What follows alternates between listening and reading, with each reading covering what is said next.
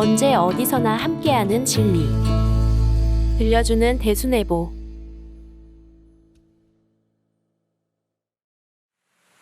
감정과 수도. 일반적으로 감정은 잘 활용하면 이롭지만 그렇지 못하면 해가 된다. 감정을 제대로 인지하지 못하거나 해소하지 못해 누적되면 정신장애나 심리적 질병의 원인이 될 수 있다. 또 감정을 조절하지 못하여 분노를 터뜨리면 큰 손해를 보거나 후회할 일이 생기기도 한다. 오랫동안 정성을 들인 일이 한순간의 감정으로 인해 수포가 되거나 화를 자초할 수 있다. 따라서 감정의 의미와 기능, 특히 타인에 대한 부정적 감정과 그것을 극복하는 방법을 살펴보는 것은 감정을 이해하고 조절하는 데 도움이 될 것으로 생각한다. 감정은 욕구, 사고 등과 함께 사람의 마음을 구성하는 한 요소이다.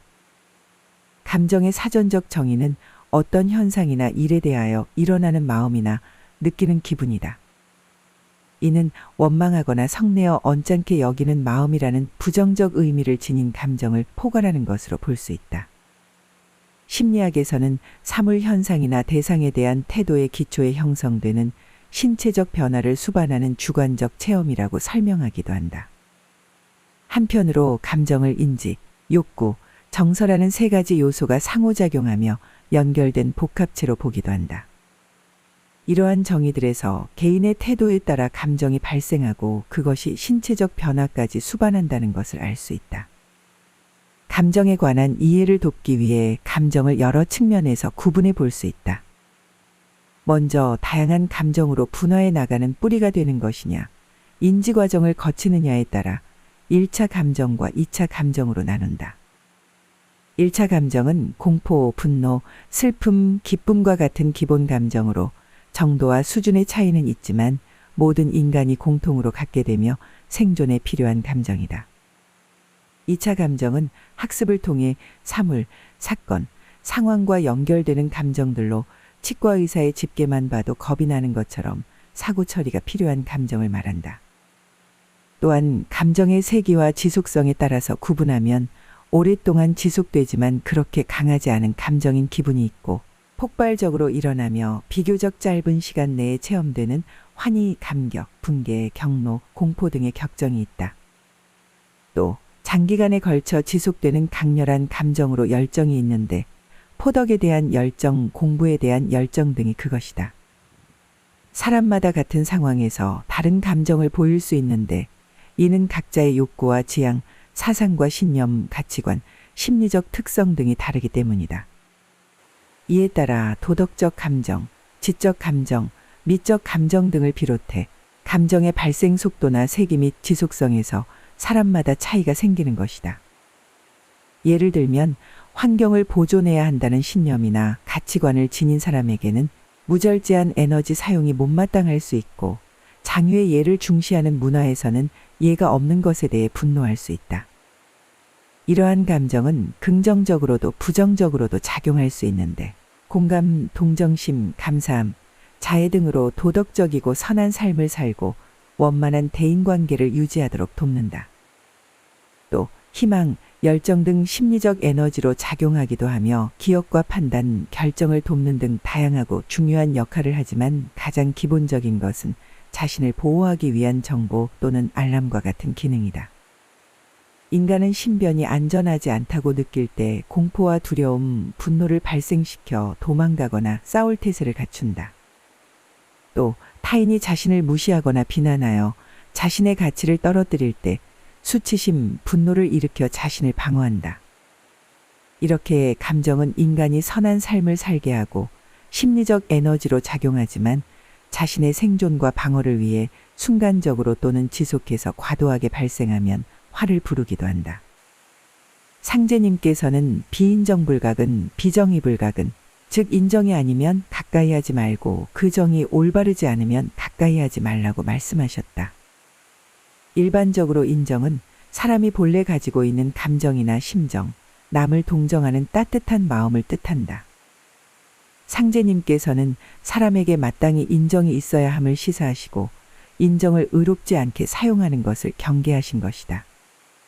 인정은 천성 그대로의 양심에서 나오는 인, 즉 자애의 마음으로 가족 간, 친구 간, 사제 간 등 사람 사이의 유대감을 형성시켜 해원 상생의 실천을 돕는다. 이러한 인정이 올바르지 않게 베풀어질 수 있는데 상제님께서는 이것을 비정의불가근이라고 하시어 그러한 심정을 삼가도록 하신 것으로 보인다. 또 감정에 대한 도전님 훈시를 보면 취하여야 할 감정과 없애야 할 감정이 있음을 알 수 있다. 도전님께서는 도인상하 상호 간의 자모지정과 은사제의로 대하고 항상 감사한 마음을 지니라고 강조하셨는데 감사함, 자모지정, 은희 등은 해원상생을 실현하기 위해 우리가 지녀야 하는 긍정적 감정이다. 반면 부정적 감정에 대해서는 사람은 일시적으로 감정이 있기 마련이다. 그래서 사람을 감정의 동물이라 한다. 이것을 없애는 것이 수도이다. 어디 원망할 게 없고 미워할 것이 없으면 감사할 것만 있다. 라고 하심으로써 미움, 원망 등의 부정적 감정을 없애는 것이 수도임을 밝히셨다. 이상에서 살펴본 상제님과 도전님 말씀에서 감정에는 타인에게 베풀어야 하는 긍정적 감정과 베풀지 말아야 하는 부정적 감정이 있음을 알 수 있다. 긍정적 감정은 지향하고 부정적 감정은 지향해야 한다. 부정적 감정은 자신을 보호하거나 방어하기 위해 일시적이고 순간적으로 일어나는 것에서부터 상대방이 내게 피해를 주고 상처를 주었을 때 생기는 미움, 원망, 분노 등의 감정과 단순히 의견이나 취향 등이 맞지 않는 데서 오는 못마땅함, 자신의 요구를 들어주지 않는 데서 오는 서운함과 불만, 그리고 상대에 대한 시기심 등 다양하다.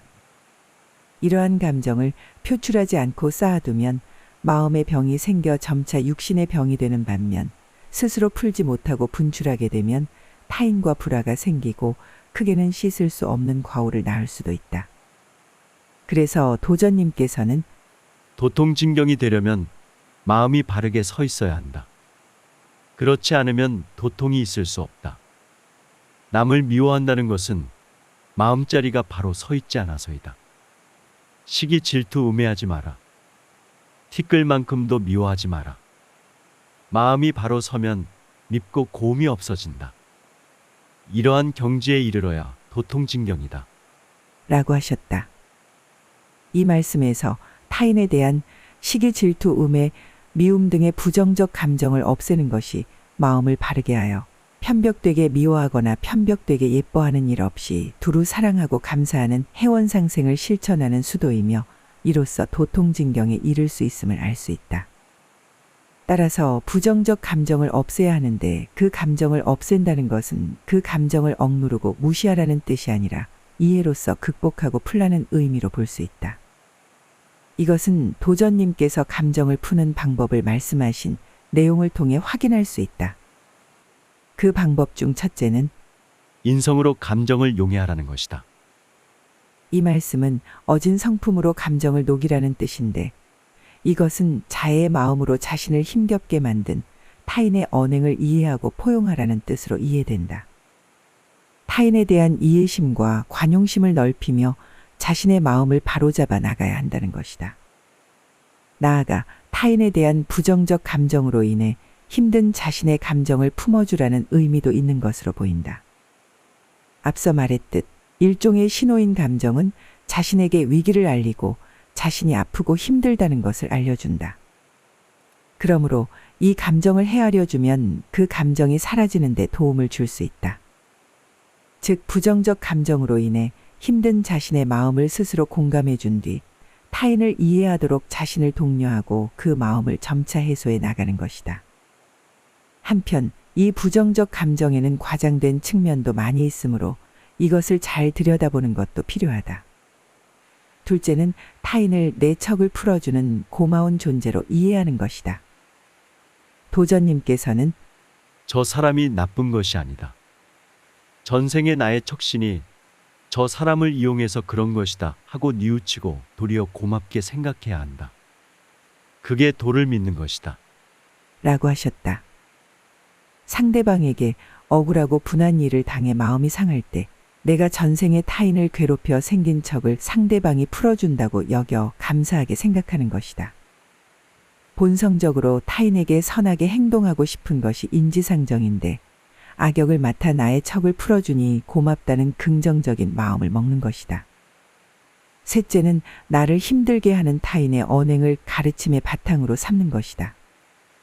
상제님께서는 하늘의 도가 거를 통해 악을 가르쳤고 하늘의 도가 탕을 통해 선을 가르쳤다.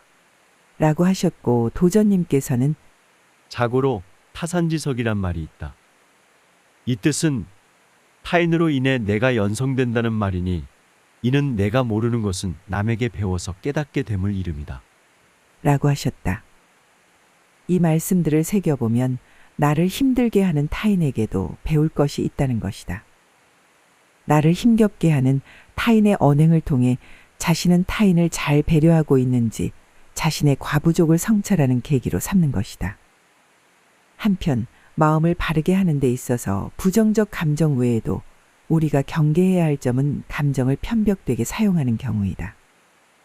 긍정적 감정일지라도 치우치면 편벽된 감정이 될 수 있으므로 주의해야 한다.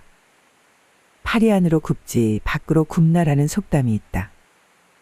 이는 자신과 친분이 있는 사람에게 더 정이 가고 유리한 방향으로 일을 처리하는 것이 인지상정이라는 뜻으로 감정이 언제든 자신과 가깝거나 자신에게 잘해주는 사람에게로 치우치게 흐를 수 있음을 보여준다.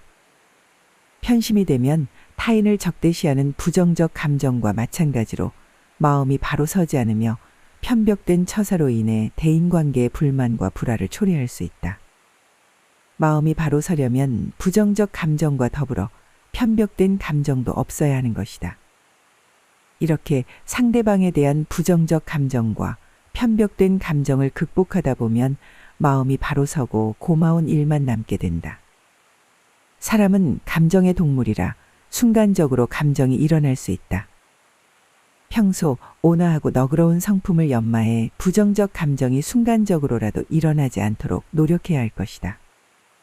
만약 부정적 감정이 일어났다면 척을 풀고 가르침을 얻는 계기로 이해하여 상대방에게 감사한 마음을 지니도록 해야 한다. 매사에 너그러운 마음으로 임하고 자신에게 깨달음을 주는 감사한 상황으로 받아들인다면 우리는 도통진경의 문 앞에 더 가까이 다가서게 될 것이다. 감정과 수도. 언제 어디서나 함께하는 진리. 들려주는 대순애보.